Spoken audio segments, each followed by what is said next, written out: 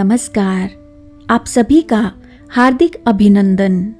आइए पद्म पुराण के भूमि खंड के अगले अध्याय का पाठन आरंभ करते हैं। सुनीता का तपस्या के लिए वन में जाना, रंभा आदि सखियों का वहां पहुंचकर उसे मोहिनी विद्या सिखाना, अंग के साथ उसका गांधर्व विवाह, वेन का जन्म और उसे राज्य की प्राप्ति। ऋषियों ने पूछा, सूत जी, गंधर्व श्रेष्ठ सुशंख ने जब सुनीता को शाप दे दिया तब वह शाप उसके ऊपर किस प्रकार लागू हुआ? उसके बाद सुनीता ने कौन कौन सा कार्य किया और उसको कैसा पुत्र प्राप्त हुआ? सूत जी बोले, ब्राह्मणों, हम पहले बता आए हैं कि सुशंख के शाप देने पर सुनीता दुख से पीड़ित हो अपने पिता के निवास स्थान पर आई और वहां उसने पिता से अपनी सारी करतूतें कह सुनाई।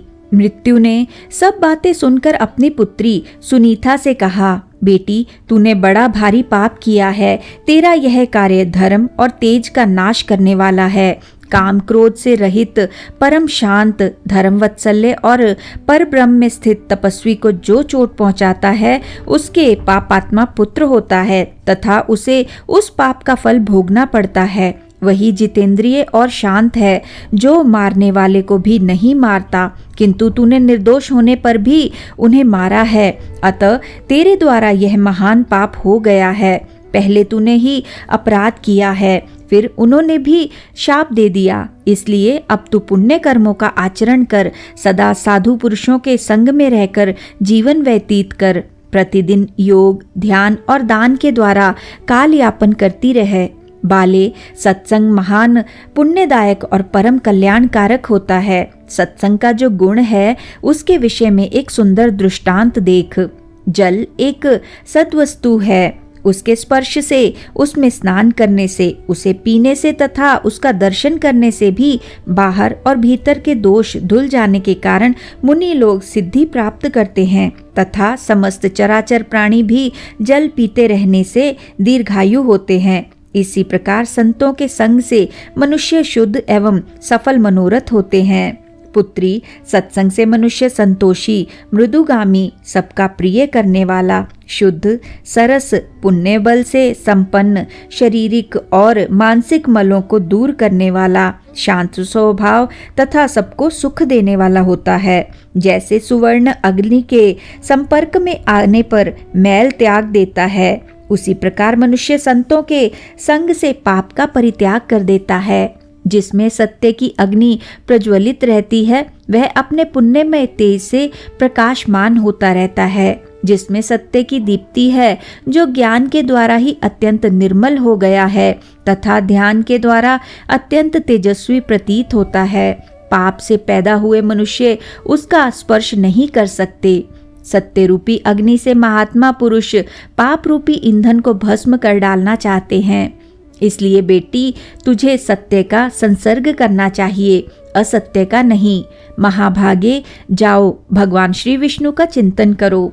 पाप भाव को छोड़कर केवल पुण्य का आश्रय लो। पिता के इस प्रकार समझाने पर दुख में पड़ी हुई सुनीता उनके चरणों में प्रणाम करके निर्जन वन में चली गई और वहां एकांत में रहकर तपस्या करने लगी।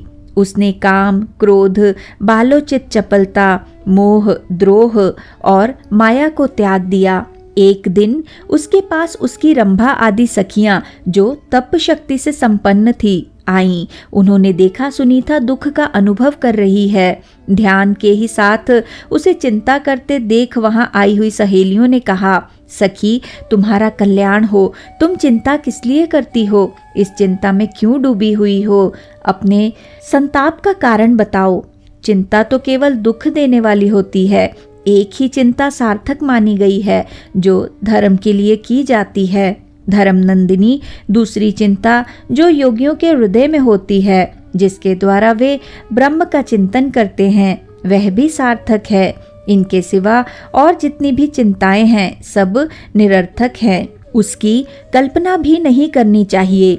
चिंता शरीर, बल और तेज का नाश करने वाली है। वह सारे सुखों को नष्ट कर डालती है, साथ ही रूप को भी हानि पहुंचाती है। चिंता, तृष्णा, मोह और लोभ इन तीन दोषों को ले आती है तथा प्रतिदिन उसी में घुलते रहने पर वह पाप को भी उत्पन्न करती है। चिंता रोगों की उत्पत्ति और नरक की प्राप्ति का कारण है। अतः चिंता को छोड़ो। जीव पूर्व जन्म में अपने कर्मों द्वारा जिन शुभाशुभ भोगों का उपार्जन करता है, उन्हीं का वह दूसरे जन्म में उपभोग करता है। अतः समझदार को चिंता नहीं करनी चाहिए। तुम चिंता छोड़कर अपने सुख दुख आदि की ही बात बताओ। सखियों के ये वचन सुनकर सुनीता ने अपना वृतांत कहना आरंभ किया। पहले सुशंख ने उसे वन में जिस प्रकार शाप दिया था, वह सारी घटना उसने सहेलियों से कह सुनाई। उसने अपने अपराधों का भी वर्णन किया। उस समय महाभागा सुनीता मानसिक दुख से बड़ा कष्ट पा रही थी। उसका सारा वृतांत सुनकर सखियों ने कहा, महाभागे, तुम्हें दुख को तो त्याग ही देना चाहिए, क्योंकि वह शरीर का नाश करने वाला है। शुभे, तुम्हारे अंगों में सती स्त्रियों के जो उत्तम गुण हैं, उन्हें हम अन्यत्र कहीं नहीं देखती। उत्तम स्त्रियों का पहला आभूषण रूप है, दूसरा शील, तीसरा सत्य, चौथा आर्यता सदाचार, पांचवा धर्म, छठा सतीत्व, सातवां दृढ़ता, आठवां साहस कार्य करने का उत्साह, नवां मंगल गान, 10वां कार्यकुशलता, 11वां काम भाव का आधिक्य और 12वां गुण मीठे वचन बोलना। बाले, इन सभी गुणों ने तुम्हारा सम्मान बढ़ाया है। अतः देवी, तुम तनिक भी भय ना करो। वरानने, जिस उपाय से तुम्हें धर्मात्मा पति की प्राप्ति होगी उसे हम जानती हैं। तुम्हारा काम तो हम लोग ही सिद्ध कर देंगी। महाभागे, अब तुम स्वस्थ एवं निश्चिंत हो जाओ। हम तुम्हें एक ऐसी विद्या प्रदान करेंगी जो पुरुषों को मोहित कर लेती हैं। यह कहकर सखियों ने सुनीता को वह सुखदायक विद्या बल प्रदान किया और कहा, कल्याणी, तुम देवता आदि में से जिस जिस पुरुष को मोहित करना चाहो उसे उसे तत्काल मोहित कर सकती हो। सखियों के यूं कहने पर सुनीता ने उस विद्या का अभ्यास किया। जब वह विद्या भली भांति सिद्ध हो गई, तब सुनीता बड़ी प्रसन्न हुई।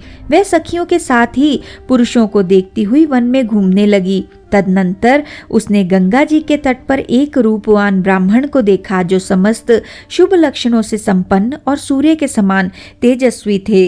वे तपस्या कर रहे थे। उनका प्रभाव दिव्य था। उन तपस्वी महर्षि का रूप देखकर सुनीता का मन मोह गया। उसने अपनी सखी रंभा से पूछा, ये देवताओं से भी श्रेष्ठ महात्मा कौन है? रंभा बोली, सखी, अव्यक्त परमेश्वर से ब्रह्मा जी की उत्पत्ति हुई है। उनसे प्रजापति अत्रि का जन्म हुआ, जो बड़े धर्मात्मा हैं। वे महामना तपस्वी उन्हीं के पुत्र हैं। इनका नाम अंग है। भद्रे, ये नंदनवन में आए थे। वहां नाना प्रकार के तेज से संपन्न इंद्र का वैभव देखकर इन्होंने भी उनके समान पद पाने की अभिलाषा की। सोचा, जब मुझे भी वंश को बढ़ाने वाला ऐसा ही पुत्र प्राप्त हो, तब मेरा जन्म कल्याणकारी हो सकता है तथा साथ ही यश और कीर्ति भी मिल सकती है। ऐसा विचार करके इन्होंने तपस्या और नियमों के द्वारा भगवान ऋषिकेश की आराधना की। जब भगवान अत्यंत प्रसन्न होकर इनके सामने प्रकट हुए, तब इन महर्षि ने इस प्रकार वर मांगा, मधुसूदन, मुझे इंद्र के समान वैभवशाली तथा अपने समान तेजस्वी एवं पराक्रमी पुत्र प्रदान कीजिए। वह पुत्र आपका भक्त एवं सब पापों का नाश करने वाला होना चाहिए। श्री भगवान ने कहा, महात्मन, मैंने तुम्हें ऐसा पुत्र होने का वर दिया। वह सबका पालन करने वाला होगा। यूं कहकर भगवान अंतर्ध्यान हो गए। तब से विप्रवर अंग किसी पवित्र कन्या की तलाश में हैं। जैसी तुम सब अंगों से मनोहर हो, वैसे ही कन्या वे चाहते हैं। अतः इन्हीं को पति रूप में प्राप्त करो। इनसे तुम्हें पुण्यात्मा पुत्र की प्राप्ति होगी। ये महाभाग तपस्वी और पुण्य बल से संपन्न हैं। इनके वीर्य से उत्पन्न हुआ पुत्र इन्हीं की गुण संपत्ति से युक्त महातेजस्वी, समस्त धर्मात्माओं में श्रेष्ठ, परम सौभाग्यशाली, युक्तात्मा और योग तत्व का ज्ञाता होगा। सुनीता बोली, भद्रे, तुमने ठीक कहा है। मैं ऐसा ही करूंगी। इस विद्या से ब्राह्मण को मोह में डालूंगी। तुम मुझे सहायता प्रदान करो जिससे इस समय मैं उनके पास जाऊं। रंभा ने कहा, मैं तुम्हारी सहायता करूंगी, तुम मुझे आज्ञा दो। सुनीता के नेत्र बड़े बड़े थे, वह रूप और यौवन से शोभा पा रही थी। उसने सद्भावना पूर्वक माया से दिव्य रूप धारण किया। उसका मुख बड़ा ही मनोहर था, संसार में उसके सुंदर रूप की कहीं तुलना नहीं थी। वह तीनों लोगों को मोहित करने लगी। सुंदरी सुनीता झूले पर जा बैठी और वीणा बजाती हुई मधुर स्वर में गीत गाने लगी। उसका स्वर बड़ा मोहक था। उस समय महर्षि अंग अपनी पवित्र गुफा के भीतर एकांत में ध्यान लगाए बैठे थे। वे काम क्रोध से रहित होकर भगवान श्री जनार्दन का चिंतन कर रहे थे। उत्तम ताल स्वर के साथ गाया हुआ वह मधुर और मनोहर गीत सुनकर अंग का चित्त ध्यान से विचलित हो गया। उस मायामय संगीत ने उन्हें मोह लिया था। वे तुरंत ही आसन से उठे और बारंबार इधर उधर दृष्टि दौड़ाने लगे। माया से उनका मन चंचल हो उठा था। वे बड़े वेग से बाहर निकले और झूले पर बैठी हुई वीणाधारिणी स्त्री की ओर देखा। वह मुस्कुराती हुई गा रही थी। महायशस्वी अंग उसके गीत और रूप दोनों पर मुग्ध हो गए। तत्पश्चात वे महान मोह के वशीभूत हो उस तरुणी के पास गए। विशाल नेत्र और मनोहर मुस्कान वाली मृत्यु की यशस्विनी कन्या सुनीता को देखकर अंग ने पूछा, सुंदरी, तुम कौन हो? किसकी कन्या हो? सखियों से घिरी हुई यहाँ किस काम से आई हो? किसने तुम्हें इस वन में भेजा है? परम बुद्धिमान अंग का यह महत्वपूर्ण वचन सुनकर सुनीता उनसे कुछ न बोली। उसने केवल सखी के मुख की ओर देखा। रंभा ने इशारे से कुछ कहकर सुनीता को समझा दिया और वह स्वयं ही उन श्रेष्ठ ब्राह्मण से आदर पूर्वक बोली, महर्षि, यह मृत्यु की परम सौभाग्यवती कन्या है। लोक में इसकी सुनीता के नाम से प्रसिद्धि है। यह सभी शुभ लक्षणों से संपन्न है। इस समय यह बाला अपने लिए धर्मात्मा, तपस्वी, शांत, जितेंद्रिय, महाप्राज्ञ और वेद विद्या विशारद पति की खोज में है। यह सुनकर अंग ने अप्सराओं में श्रेष्ठ रंभा से कहा, भद्रे, मैंने सर्व विषय में भगवान श्री हरि की आराधना की है। उन्होंने मुझे पुत्र होने का वरदान दिया है जो संपूर्ण सिद्धियों का दाता है। अतः इस वरदान की सफलता के निमित्त उत्तम पुत्र की प्राप्ति के लिए मैं किसी पुण्य बल से संपन्न महापुरुष की कन्या के साथ विवाह का विचार कर रहा था, किंतु कहीं भी अपने लिए परम मंगलमयी कन्या नहीं पा सका। यह धर्म की सुमुखी कन्या धर्माचार परायणा है। यदि वास्तव में यह पति की ही तलाश में है तो मुझे ही स्वीकार करे। इसकी प्राप्ति के लिए मैं अदेय वस्तु भी दे सकता हूँ। रंभा बोली, द्विज श्रेष्ठ, आपको इसी प्रकार उदारता पूर्वक इसकी अभीष्ट वस्तु इसे देनी चाहिए। यह सदा के लिए आपकी धर्म पत्नी हो रही है। आप कभी इसका परित्याग ना करें। इसके दोष गुणों पर कभी आपको ध्यान नहीं देना चाहिए। विप्रवर, इस विषय में आप मुझे प्रत्यक्ष विश्वास दिलाइए। सत्य की प्रतीति दिलाने वाला अपना हाथ इसके हाथ में दीजिए। अंग ने कहा, एवमस्तु, निश्चय ही अपना हाथ मैंने इसे दे दिया। इस प्रकार सत्य का विश्वास कराने वाला संबंध करके अंग ने सुनीता को गांधर्व विवाह की प्रणाली के अनुसार ग्रहण किया। सुनीता को उन्हें सौंपकर रंभा के हृदय में बड़ा हर्ष हुआ। वह अपनी सखी से आज्ञा लेकर घर को चली गई। दूसरी सखियों ने भी प्रसन्न होकर अपने अपने घर की राह ली। उन सब सहेलियों के चले जाने पर द्विज श्रेष्ठ अंग अपनी प्यारी पत्नी के साथ विहार करने लगे। उसके गर्भ से उन्होंने एक सर्वलक्षण संपन्न पुत्र उत्पन्न किया और उसका नाम वेन रखा। सुनीता का वह महातेजस्वी बालक दिनों दिन बढ़ने लगा और वेद शास्त्र तथा उपकारी धनुर्वेद का अध्ययन करके समस्त विद्याओं का पारगामी विद्वान हो गया, क्योंकि वह बड़ा मेधावी था। अंग कुमार वेन सज्जनोचित आचार से रहता था। वह क्षत्रिय धर्म का पालन करने लगा। वैवस्वत मनवंतर आने पर संसार की सारी प्रजा राजा के बिना निरंतर कष्ट पाने लगी। उस समय सब लोगों ने वेन को ही सब लक्षणों से संपन्न देखा। तब श्रेष्ठ ब्राह्मणों ने उन्हें प्रजापति के पद पर अभिषिक्त कर दिया। तत्पश्चात समस्त ऋषि अपने अपने तपोवन में चले गए। उन सबके जाने के पश्चात अकेले वेन ही राज्य का पालन करने लगे। इस प्रकार वेन भूमंडल के प्रजापालक हुए। उनके समय में सब लोग सुख से जीवन बिताते थे। प्रजा उनके धर्म से प्रसन्न रहती थी। वेन के राज्य का प्रभाव ऐसा ही था। उनके शासनकाल में सर्वत्र धर्म का प्रभाव छा रहा था।